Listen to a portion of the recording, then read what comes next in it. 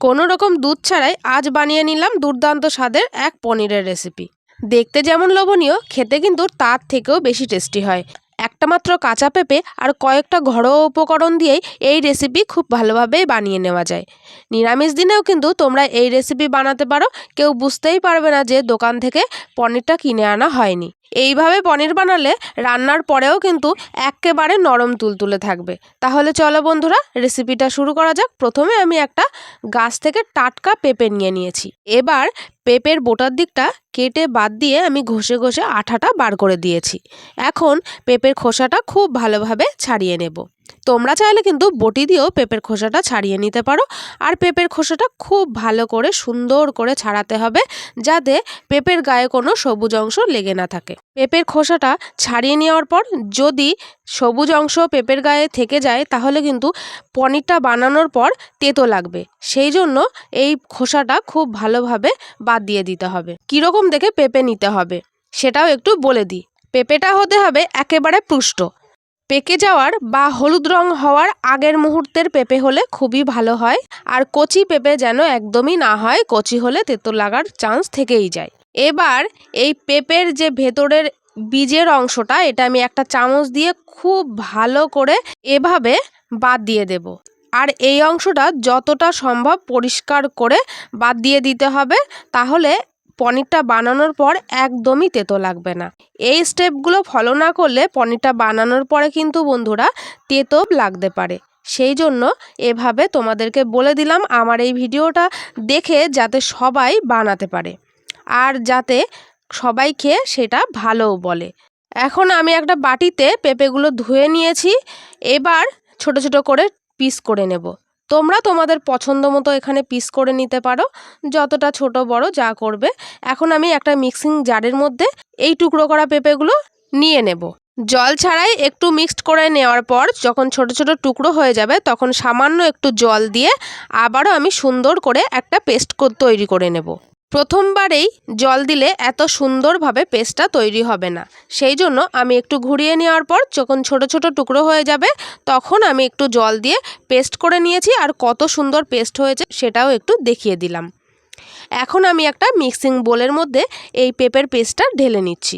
এবার এর মধ্যে আমি দিয়ে দিচ্ছি সামান্য পরিমাণে একটু লবণ, আর দিয়ে দিচ্ছি 2 চামচ ময়দা। আমি এখানে 500 গ্রাম পেঁপের জন্য 2 চামচ ময়দা আর 4 চামচ চালের গুঁড়ো ব্যবহার করছি। তোমাদের পেঁপের ওয়েট অনুযায়ী তোমরা উপকরণগুলো বাড়িয়ে বা কমিয়ে দিতে পারো। 4 চামচ চালের গুঁড়ো দিয়ে দেওয়ার পর 2 চামচ গুঁড়ো দুধ এখানে আমি অ্যাড করে দিচ্ছি। গুঁড়ো দুধটা অবশ্যই দেওয়ার চেষ্টা করবে। এই দুধটা দেওয়ার ফলে পনিরের টেস্টটা অনেক সুন্দর হয়। এখন আমি এই উপকরণগুলো সব একসঙ্গে খুব ভালো করে মিশিয়ে নেব। আমি যেভাবে স্টেপ বাই স্টেপ এই রেসিপিটা বানাচ্ছি, তোমরাও যদি এই রেসিপিটা ফলো করে বাড়িতে বানাও, তাহলে তোমাদেরও দেখতে এবং খেতে দুটোই অসাধারণ হবে। এখন আমি এর মধ্যে দিয়ে দিলাম সামান্য পরিমাণে বেকিং পাউডার। তোমাদের হাতের কাছে যদি না থাকে দেওয়ার কোনো প্রয়োজন নেই। এখন আমি একটা থালা নিয়ে নিয়েছি, এরকম সাইজের ছোট একটা থালা নিয়েছি। এখন একটু তেল ব্রাশ করে নিচ্ছি থালার মধ্যে। তারপর যে মিশ্রণটা আমি রেডি করলাম, সেই মিশ্রণটা আমি এই থালার মধ্যে নামিয়ে নিচ্ছি। এই মিশ্রণটা বানানোর সময় বন্ধুরা তোমরা কিন্তু একটুও জলের ব্যবহার করবে না। এরকম ঘনত্বের একটা ব্যাটার তৈরি করে নিতে হবে। এভাবে আমি থালার মধ্যে খুব সুন্দরভাবে মিশ্রণটা ছড়িয়ে দিলাম আর ওপর দিয়ে একটু চামচের সাহায্যে সমান করে দিলাম। আগে থেকে আমি একটা কড়াইতে কিছুটা জল গরম করতে বসিয়ে দিয়েছিলাম। সেই জলের মধ্যে আমি একটা বাটি বসিয়ে থালাটা কড়াইয়ের মধ্যে বসিয়ে দিলাম। এখন ঢাকা দিয়ে রাখবো 20 মিনিটের জন্য। আর গ্যাসের ফ্লেমটা এই সময় আমি রেখে দেব মিডিয়ামে। এখন আমি একটা মশলা বানিয়ে নিচ্ছি। 1 চামচ গোটা ধনিয়া, 1 চামচ গোটা জিরে, আর নিয়ে নিয়েছি 2টো শুকনো লঙ্কা, একটা রসুন ছাড়িয়ে নিয়েছি, 1 টুকরো আদা নিয়ে নিয়েছি, আর 6 থেকে 7টা গোলমরিচ নিয়ে নিয়েছি। এই সবগুলো এখন একটা মিক্সার বোলের মধ্যে আমি নিয়ে নিচ্ছি। অল্প জল দিয়ে আমি মশলাটা তৈরি করে নেব।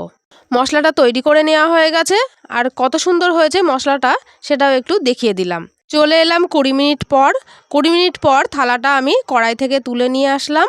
আর এখন উপরের দিকটা একেবারে শক্ত হয়ে গেছে, কত সুন্দর হয়েছে একটু দেখিয়ে দিলাম, একদমই হাতের সাথে লেগে যাচ্ছে না। এবার আমি ফ্যানের নিচে 1 ঘন্টার জন্য রেখে দিয়েছি। তারপর একদমই ঠান্ডা হয়ে যাওয়ার পর আমি এখন একটা ছুরির সাহায্যে এরকম ছোট ছোট পনিরের শেপ করে কেটে নিচ্ছি।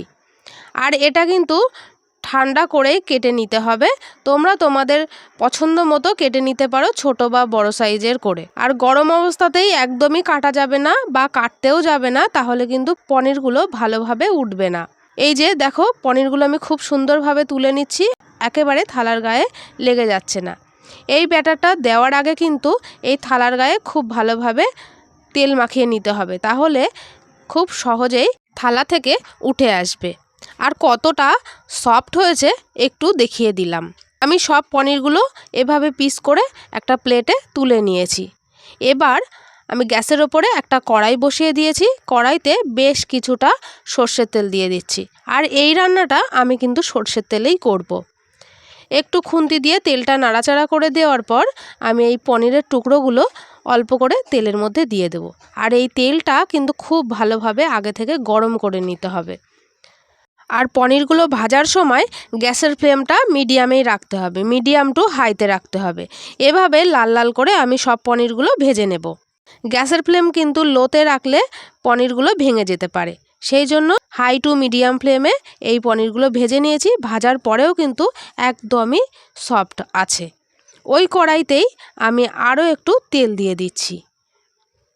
ফোড়নের জন্য দিয়ে দিলাম অল্প করে একটু গোটা জিরে আর সামান্য একটু গোটা গরম মশলা ফোড়ন দিয়ে দিলাম। তারপর আমি একটা ছোট সাইজের পেঁয়াজ কুচি করে রেখেছিলাম আগে থেকে, সেই পেঁয়াজটা আমি ফোড়নে দিয়ে দিলাম। পেঁয়াজটা হালকা একটু লালচে হয়ে আসলে দিয়ে দেব ছোট সাইজের একটা টমেটো কুচি। টমেটোটা খুব ভালোভাবে ভেজে নেব। সামান্য একটু লবণ দিয়ে দেব। তারপর ঢাকা দিয়ে 2 মিনিটের জন্য রেখে দেব। 2 মিনিট ঢাকা দিয়ে রান্না করে নেওয়ার পর টমেটোটা একদম গলে গেছে। আর এই সময়ে আমি দিয়ে দিলাম বেটে রাখা মশলাটা, আর বাটিটা ধুয়েও একটু জল দিয়ে দিলাম সামান্য পরিমাণে। এখন মশলাটা খুব সুন্দর করে একটু নেড়েচেড়ে দিচ্ছি। তারপর দিয়ে দিচ্ছি স্বাদ মতো লবণ আর পরিমাণ মতো হলুদ। একটু খুন্তি দিয়ে নেড়েচেড়ে লবণ আর হলুদটা মশলার সঙ্গে মিশিয়ে দেওয়ার পর লো ফ্লেমে ঢাকা দিয়ে মশলাটা কষিয়ে নেব। 2 মিনিট পর আমি ঢাকনা খুলে দেখাচ্ছি যে তেলটা মশলা থেকে ছাড়ছে। এই সময় আমি খুন্তি দিয়ে খুব ভালো করে একটু নেড়েচেড়ে মশলাটা কষিয়ে নেব। এখন খুব ভালোভাবে মশলাটা থেকে তেল ছেড়ে যাচ্ছে। এই সময়ে আমি দিয়ে দেব 1 চামচ কাশ্মীরি লঙ্কার গুঁড়ো। এই মশলার সঙ্গে আমি একটু মিশিয়ে নিচ্ছি। মিশিয়ে নেওয়ার পর আবারও আমি ঢাকা দিয়ে রাখবো 30 থেকে 40 সেকেন্ডের জন্য। দেখো বন্ধুরা, মশলাটা কষানো একেবারে কমপ্লিট হয়ে গেছে। এখন মশলাটা থেকে কত সুন্দর তেল ছাড়ছে। এই পর্যায়ে আমি দিয়ে দেব এই ছোট বাটি মাপ করেই 2 বাটি জল। এখানে আমি হাফ বাটি মশলা নিয়েছিলাম, সেই অনুযায়ী আমি 2 বাটি জল এখানে অ্যাড করে দিলাম।